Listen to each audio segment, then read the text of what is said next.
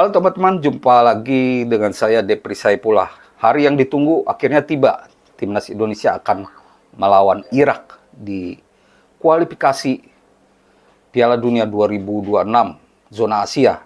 Laga kelima 6 Juni pada pukul 16 waktu Indonesia Barat. Ini duel yang sudah ditunggu. Karena duel ini membuat kita penasaran.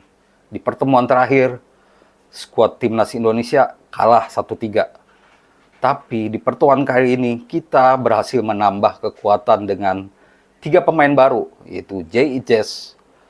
Ragnar Rotmangun, dan Tom Haye.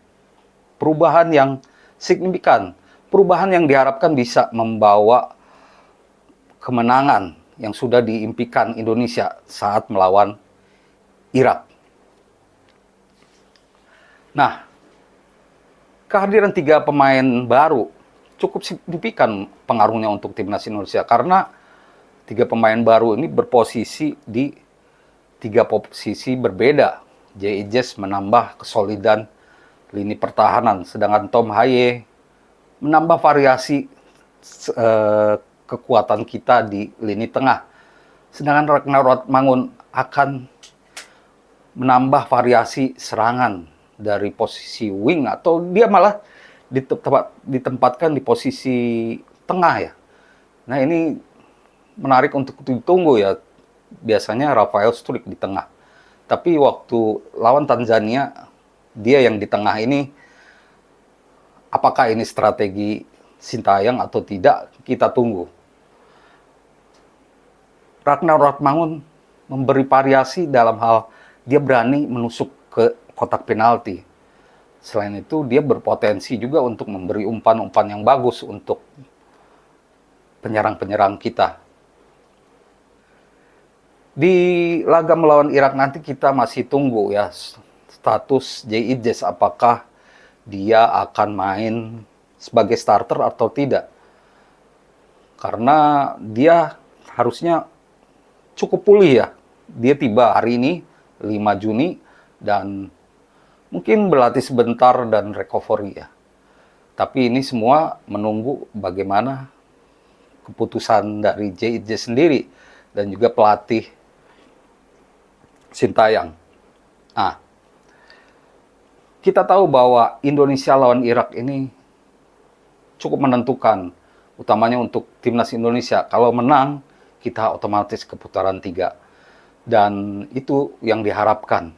Karena kita juga sudah menanti 51 tahun kemenangan lawan Irak.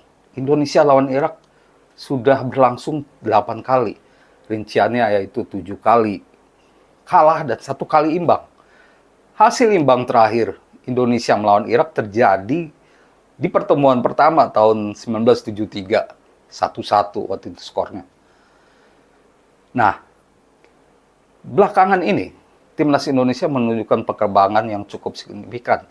Setidaknya bisa memberi perlawanan lah untuk kepada Irak. Mengapa? Karena sebelum pertemuan 2023, di 4 pertemuan sebelumnya, kita selalu kesulitan mencetak gol.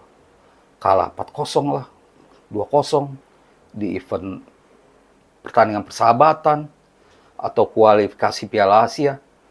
Tapi di 2 pertemuan terakhir kita berhasil mencetak 1 gol dan bahkan sempat menyamakan skor. Sayang sekali kita malah kebobolan ya. Total 8 gol Irak berhasil mencetak ke gawang kita. Tapi itu diharapkan tidak terjadi lagi. Dan saya yakin timnas Indonesia bisa berbeda lah di pertandingan ini. Kita harus bisa mencetak 1 gol pun tak apa-apa, tapi asal Irak tidak mencetak gol. Kalau 2 gol lebih baik. Dan itu akan membuat supporter timnas Indonesia lebih gembira. Karena di laga di GBK terakhir, kita hanya menang 1-0 lawan Vietnam.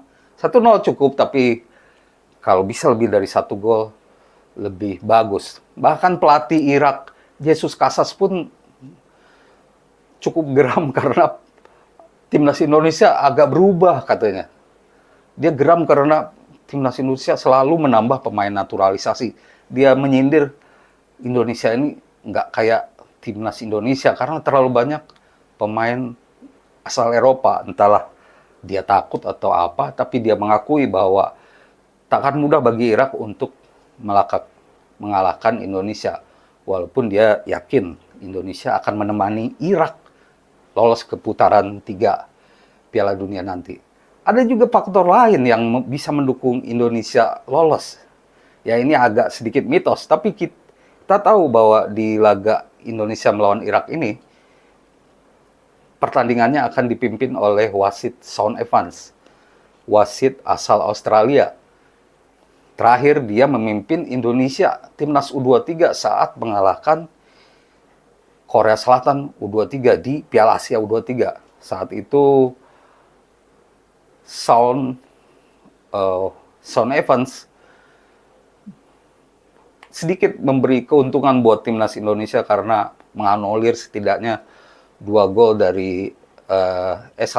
dari Korea Selatan dan menganulir kegagalan penalti dari Justin Hubner karena dianggap kiper Korsel melakukan pelanggaran. Namun di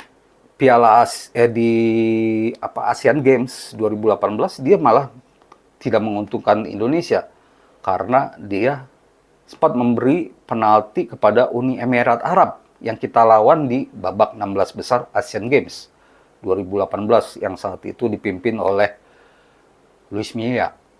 Jadi memang diuntungkan atau tidak oleh wasit itu hanya mitos saja ya. Yang paling penting tentu permainan kita di lapangan. Mengapa? Karena itulah yang menentukan.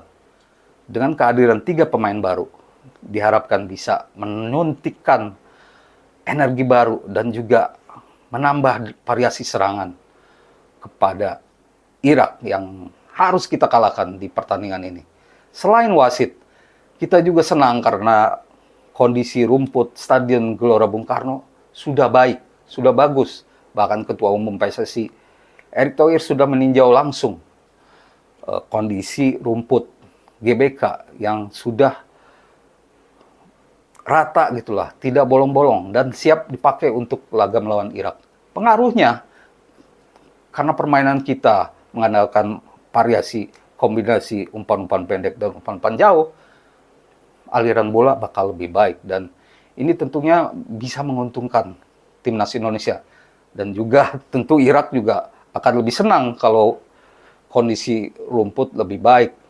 Dan ini jadi kemajuan karena walaupun GBK sempat dipakai untuk konser, tapi bisa memulihkan kondisi rumput tepat waktu. Diharapkan ini berlanjut dan PR bagi pengelola GBK kini yaitu memperbaiki kondisi lapangan latihan di GBK ya, karena lapangan A mendapatkan kritik dari Irak sampai mereka ingin pindah. Erick Thohir pun mewanti-wanti agar ini diperbaiki. Setelah stadion, lapangan latihan juga harus lebih baik gitu. Saya jadi ingat Piala Asia 2007 lalu di mana pelatih Arab Saudi apa kalau nggak salah ya seperti lapangan kentang gitu, lapangan A. Jangan sampai itu terjadi lagi dan diharapkan bisa lebih baik. Tapi yang penting GBK sudah bagus sehingga timnas Indonesia bisa main lebih baik di lapangan yang lebih baik. Semoga kita bisa menang dengan susunan formasi yang menurut saya kiper tentu Hernando. Lalu ada 3 back. 3 back ini jadi pertanyaan. Tapi menurut saya starter yaitu Nathan, Jordi Amat, dan Justin Hubner. Ini pilihan terbaik. Sedangkan di tengah, Tom Haye, Ivar Renner, Shane, dan Asnawi. Di depan, Ragnar, Rafael Struijk, dan Marcelino. Apakah ada perubahan? Kita tunggu saja pertandingan nanti pada 6 Juni atau besok sore ya. Terima kasih teman-teman atas perhatiannya dan semoga menjadi informasi yang baik dan berguna untuk teman-teman semua. Terima kasih dan salam olahraga.